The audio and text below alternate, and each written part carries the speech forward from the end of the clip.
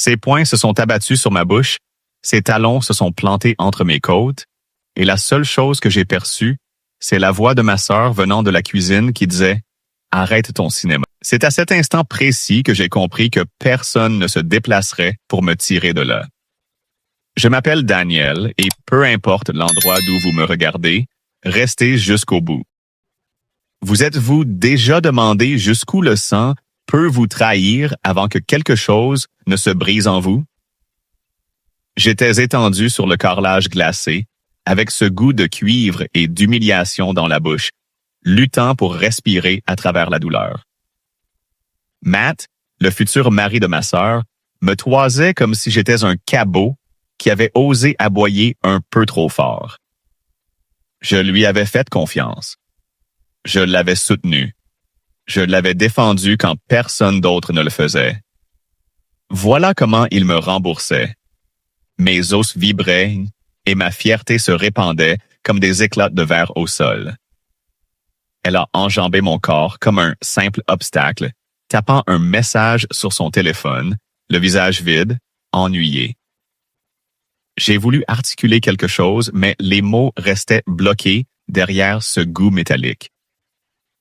Peu après, mon téléphone a bourdonné dans ma poche. Son texto disait « Ah, il reste loin de nous. » Non. Est-ce que ça va? Non, désolé. Une simple claque virtuelle sur ce qu'il me restait de morale. Bien. Si elle voulait me voir disparaître, elle allait être servie. Mais avant ça, j'allais récupérer la seule chose pour laquelle il m'avait utilisé. Ma paraphe. J'avais accepté d'être leur garant, croyant la voix implorante de ma sœur, persuadé que le lien familial tenait bon quoi qu'il arrive.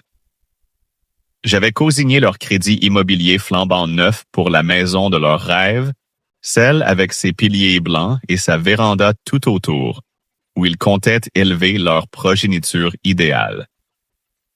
Et là, meurtri et à moitié anéanti, chaque mensonge qu'il m'avait servi m'est revenu, chaque remerciement bidon, chaque sourire calculé. Alors je me suis redressé. La douleur vibrait dans chaque fibre de mon corps. Mais je me suis relevé parce que s'ils voulaient me démolir, j'allais les démolir à mon tour, en silence, avec précision, d'une manière qu'aucune excuse ne pourrait effacer. J'ai sorti les documents du prêt sur mon téléphone et j'ai annulé ma caution d'un simple geste numérique. Leur banque allait pulvériser leurs rêves avant même que la dernière couche de peinture ne sèche. Le temps a semblé ralentir. J'ai presque souri malgré le sang dans ma bouche. Parfois, la revanche ne prend ni la forme des flammes, ni celle des balles. Parfois, ce n'est qu'une signature qui s'efface. De la même façon que je m'apprêtais à disparaître de leur existence, je savais que le monde entier me verrait comme le méchant de l'histoire. Mais ça m'était égal, car les vrais monstres ne se cachent pas dans les caves ou les bois obscurs. Parfois, ils habitent juste à côté, et on les nomme la famille. Ils s'imaginaient que j'allais m'éclipser docilement, ravaler ma honte et faire comme si de rien n'était, que mes bleus s'estomperaient et que j'oublierais tout. Mais au moment précis où j'ai appuyé sur « Retirer la garantie », une chaîne s'est brisée en moi. J'ai quitté leur maison avec la lèvre fendue et une côte fêlée. Mais ma colonne vertébrale, elle, tenait toujours debout. Dehors, une pluie fine tombait en rideaux gris. Je l'ai laissé me tremper, apaisant la fureur sous ma peau. Mon téléphone n'arrêtait plus de vibrer. D'abord la banque, puis ma sœur, puis enfin Matt. Je les ai laissés sonner dans le vide. Je les ai laissés savourer l'angoisse. Je les ai laissés se poser des questions. En moins de 24 heures, leur projet hypothécaire idyllique s'est effondré. Je connaissais la vitesse à laquelle une banque réagissait dès qu'un prêt perdait son garant. Leur conseiller financier m'a appelé, paniqué, m'annonçant que tout le dossier risquait de tomber à l'eau. J'ai confirmé, puis j'ai raccroché. Je savais que la tempête finirait par frapper à ma porte, Et c'est exactement ce qui s'est produit. Ma sœur s'est pointée le lendemain. Elle a tambouriné contre ma porte d'appartement comme si elle voulait la défoncer. Les mêmes mains qui tressaient mes cheveux quand j'étais ce gamin étaient désormais serrées de rage. « Ouvre cette porte, Daniel! » a-t-elle hurlé, la voix brisée. J'apercevais Matt derrière elle dans le couloir, à travers l'œilleton, le regard halluciné, les poings crispés. Je n'ai pas ouvert. Je les ai observés comme des insectes derrière une paroi de verre. Ils avaient acheté cette maison pour épater la galerie, pour jouer les couples parfaits. Je n'avais jamais fait partie de cette perfection. J'étais un marchepied, une signature, un coupable idéal. À présent, c'était eux qui s'effondraient. La voix de ma sœur est devenue suppliante, se fissurant comme un miroir sous un coup de marteau. « S'il te plaît, Daniel, je t'en prie. Tu es en train de tout détruire. » Tout. Ce mot m'a brûlé parce que ce « tout » ne m'est jamais concerné. Ils sont repartis après 1 heure et je suis resté assis seul dans l'obscurité, respirant difficilement à cause de mes côtes, ressassant la même interrogation. Pourquoi sont-ce toujours ceux qu'on chérit qui infligent les blessures les plus profondes? Dans le silence de mon appartement, j'ai senti une métamorphose s'opérer en moi. Je n'étais plus ce Daniel qui avait signé ce prêt, persuadé que la famille rimait avec protection. Cet homme-là n'existait plus. Ce qui venait de naître en moi était plus glacial, plus lucide, plus redoutable. S'ils croyaient l'affaire close, ils se trompaient lourdement. Ils avaient fait de moi un fantôme, mais un fantôme peut encore hanter les vivants. Ce n'était qu'un commencement. Parce que quand on a tout arraché à un homme, il ne lui reste plus rien à perdre. La lettre de refus de la banque leur est parvenue un mardi. Dès le mercredi, ils appelaient tous les proches, me désignant comme responsable de leurs rêves brisés. J'ai vu le groupe familial imploser avec leurs récits larmoyantes. Comment je les avais abandonnés, comment je les avais jetés à la rue, comment j'étais devenu un monstre. Un monstre. Curieux comme ce mot s'accroche si facilement à quiconque refuse de rester une victime. Je n'ai rien répondu. J'ai laissé leurs messages s'entasser comme des détritus au coin de mon écran. Les mêmes gens qui avaient enfermé les yeux sur mes ecchymoses hurlaient maintenant à propos de leur plan de travail en granit perdu. Je me suis demandé s'ils avaient déjà versé une seule larme pour moi. Le jeudi, ils sont venus en chair et en os. Ma sœur, seule cette fois. Elle semblait anéantie. Maquillage coulé, cheveux emmêlés, les mêmes habits depuis plusieurs jours. Je l'ai à peine reconnue. Elle se tenait devant ma porte avec ce petit sourire artificiel qu'elle rodait depuis toujours. « Danny, s'il te plaît, on peut réparer ça. Je vais parler à Matt. Je vais tout arranger. Ressigne juste les papiers, s'il te plaît. » Je suis resté planté là, respirant son désarroi, me rappelant la sensation des bottes de son fiancé contre mes côtes, me rappelant qu'elle était restée plantée dans cette cuisine sans lever le petit doigt. « Tu veux mon aide? » ai-je dit lentement, calmement. « Mais où étais-tu, toi, quand j'en avais besoin? » Son visage s'est décomposé. Elle a tenté de saisir mon bras, j'ai reculé. Ce contact m'a hérissé la peau. « Je suis ta sœur, » a-t-elle sangloté. « Non, » ai-je répondu. « Tu es le bouclier de Matt. » Ces mots ont brisé quelque chose en elle. Elle s'est écroulée à genoux, sanglotant dans ses paumes. J'ai failli tendre la main. Vieux réflexe, vieil amour. Mais je me suis retenu. Elle avait fait son choix. Derrière elle, le couloir paraissait glacial, interminable, comme un tunnel sans issue. C'était son chemin désormais, pas le mien. J'ai refermé la porte doucement. Je pensais éprouver du soulagement, mais non. Juste un vide profond jusqu'à l'os, comme amputer un membre gangrené. Mais il fallait avancer, parce que les hommes brisés n'ont pas le luxe de se reposer. Ils se réinventent. Ce soir-là, j'ai ouvert une page blanche sur mon vieil ordinateur cabossé. J'ai commencé à consigner chaque détail de ce que Matt m'avait infligé. Chaque bleu, chaque menace, chaque parole. S'ils voulaient jouer les durs, j'allais leur montrer jusqu'où j'étais capable d'aller. J'allais les ensevelir sous la vérité s'il le fallait. Je ne récupérais pas seulement ma liberté, je récupérais ma voix. Et une fois retrouvée, plus personne ne pourrait me réduire au silence. Le vendredi, la nouvelle avait circulé comme une traînée de poudre. Mon téléphone vibrait sans arrêt. Des proches, d'anciens voisins, même ma mère qui m'appelait pour dire que j'exagérais. Exagérer? Matt avait tenté de me fracturer les côtes. Ma sœur était restée immobile à regarder la scène. Et c'était moi, l'exagéré. Les appels formaient un même chœur assourdissant. Tout le monde prenait la défense du couple modèle. Personne ne me demandait comment j'allais si j'arrivais à fermer l'œil sans sentir ses bottes contre mon dos. J'ai raccroché à chacun d'eux. À la place, je me suis concentré sur ma stratégie. J'ai réuni les photos de mes blessures, les papiers de sortie des urgences, les captures d'écran du message de ma sœur m'ordonnant de m'éloigner. Je les ai disposés comme des pions sur un échiquier de guerre. Des preuves. Parce que voilà la chose avec la famille. Ils s'imaginent que leurs secrets sont indestructibles, que personne n'osera transgresser le pacte de loyauté. Mais j'avais déjà saigné pour ce pacte. L'heure était venue de le réécrire. Le samedi après-midi, j'ai transmis mes preuves au service antifraude de la banque, accompagné d'une seule phrase glaciale. Voici pourquoi j'ai retiré ma garantie. Je devinais presque la mâchoire du directeur se décrocher en lisant ce message. Il m'avait sermonné toute la semaine, réclamant des explications sur l'effondrement du prêt. Maintenant, il découvrait la réalité. Leur couple modèle n'était qu'une façade. Matt et ma sœur ont refait surface à ma porte cette nuit-là, plus enragés qu'auparavant. Ils cognaient comme des bêtes affamées de sang. Je n'ai pas ouvert. Je suis resté immobile dans mon appartement plongé dans le noir, les écoutant vociférer. « Tu nous as anéantis !» a rugi Matt. Je l'entendais donner des coups de pied contre la porte, à répétition. Elle a tenu bon. Lui non plus n'a pas réussi à me faire vaciller.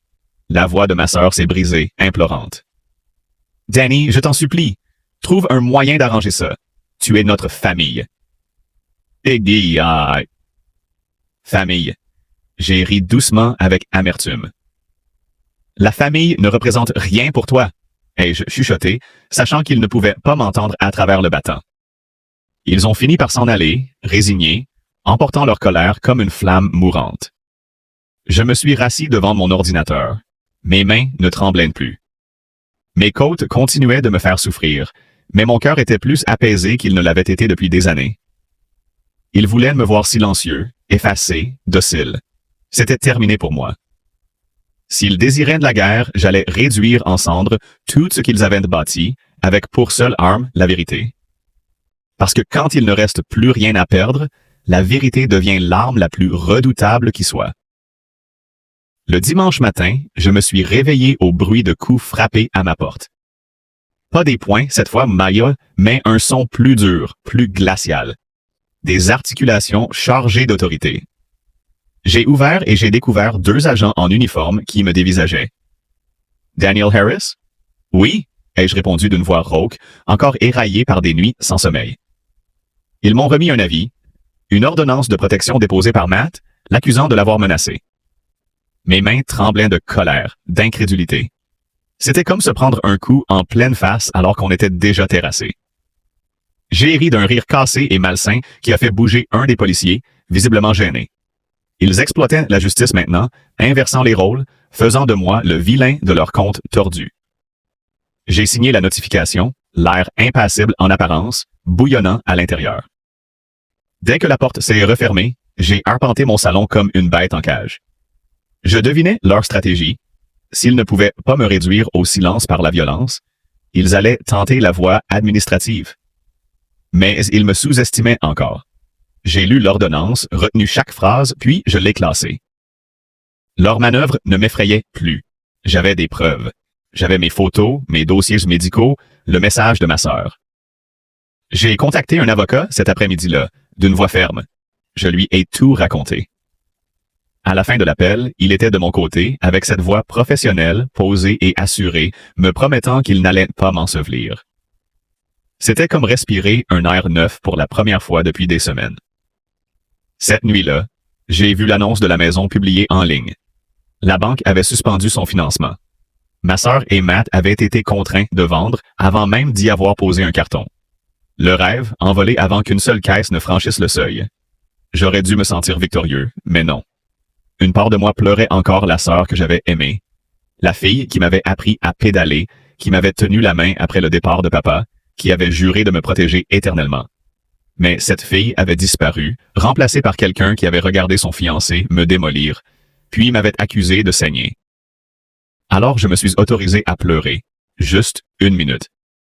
Des larmes discrètes, sans culpabilité. Je devais faire le deuil de cette version d'elle, celle que j'aimais encore, pour pouvoir achever ce que j'avais entamé. Parce qu'ils s'imaginaient m'avoir anéanti. Ils ignoraient que je me reconstruisais.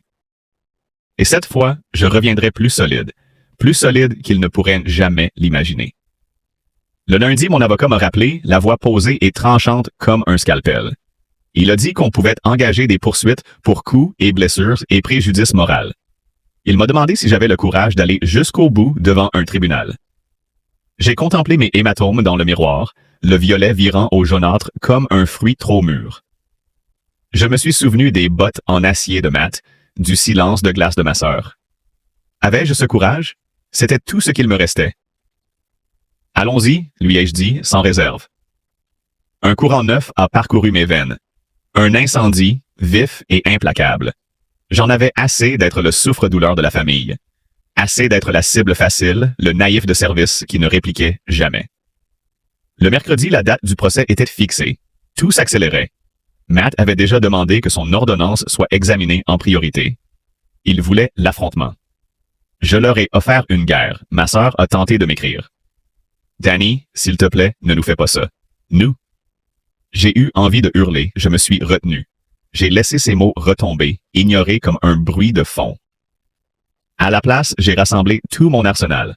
Les photos, le compte-rendu des urgences, les images de la caméra de surveillance du voisin, ayant capté le poing de Matt s'écraser dans mes côtes. Une preuve irréfutable. Le jour de l'audience, je me suis présenté au tribunal, encore bandé aux côtes. Matt affichait un air satisfait à côté de ma sœur, vêtu d'un costume bon marché qui ne masquait pas la bassesse en dessous. Son avocat a tenté de me dépeindre comme le déséquilibré, le frère envieux, l'intrus pathétique. Ils ont enchaîné les arguments, déformant les faits, réécrivant l'histoire. Puis mon tour est arrivé. Je me suis levé, j'ai montré au juge mes ecchymoses, présenté les images de sécurité, exhibé le rapport médical. Toute la salle s'est figée dans un silence absolu. Ma sœur refusait même de croiser mon regard. Ses mains tremblaient sur ses genoux, le mascara dégoulinant sur ses joues. La voix du juge est tombée comme un coup de marteau sur la pierre. Monsieur Harris, voici des preuves flagrantes d'agression. Ordonnance de protection rejetée. Le visage de Matt s'est fendu comme du verre percuté par un projectile. Et à cet instant précis, j'ai vu un monstre comprendre que la cage qu'il avait bâtie était désormais la sienne. Devant le tribunal, ma sœur a couru derrière moi, agrippant ma manche. « Danny, qu'est-ce qui va nous arriver maintenant? » Je me suis retourné lentement pour qu'elle contemple toute la douleur qui brûlait encore dans mon regard. « Tu assumes ce que tu as choisi, » lui ai-je dit. Elle s'est tue, comme quelqu'un qui se noie et finit par accepter que l'eau est trop profonde. Je suis parti, épaules redressées, respirant plus librement que je ne l'avais fait depuis des années parce que les monstres ne triomphent pas toujours. Parfois, ceux qu'ils ont voulu briser apprennent à se tenir droit. Les titres de presse restaient discrets. Pas de tempête médiatique, pas de flash, mais ça suffisait. Un homme de la région remporte un procès pour agression contre son futur beau-frère. Un titre modeste, avec that, mais pour moi, ça sonnait comme un triomphe. À la fin de cette semaine-là, la banque a confirmé que le crédit hypothécaire était définitivement enterré. Leur maison est repassée sur le marché. L'agence l'a republié sans fioriture, sans évoquer leur rêve brisé, sans mentionner comment la signature d'un frère, puis son retrait, avait réduit leur illusion en poussière. J'aurais dû me sentir triomphant. Mais le triomphe est une chose étrange. Parfois, il résonne creux, comme une cloche fissurée en son centre. Ma sœur a rappelé. Elle a laissé des messages vocaux, la voix éraillée, implorante. « Danny, tu ne comprends pas. Matt a changé. Il regrette. Aide-nous juste à réparer ça. »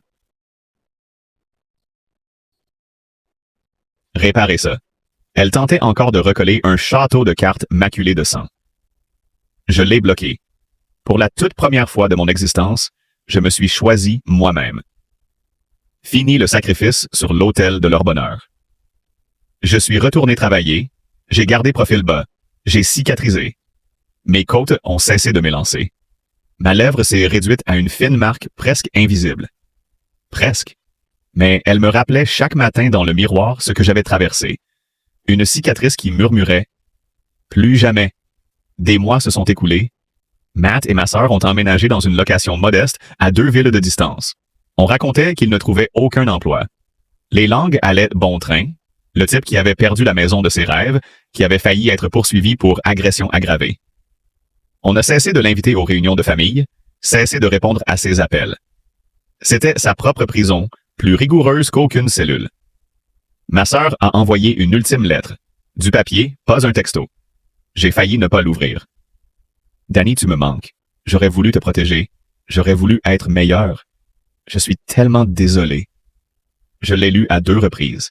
Puis je l'ai glissé dans un tiroir. Je ne pouvais pas encore lui pardonner.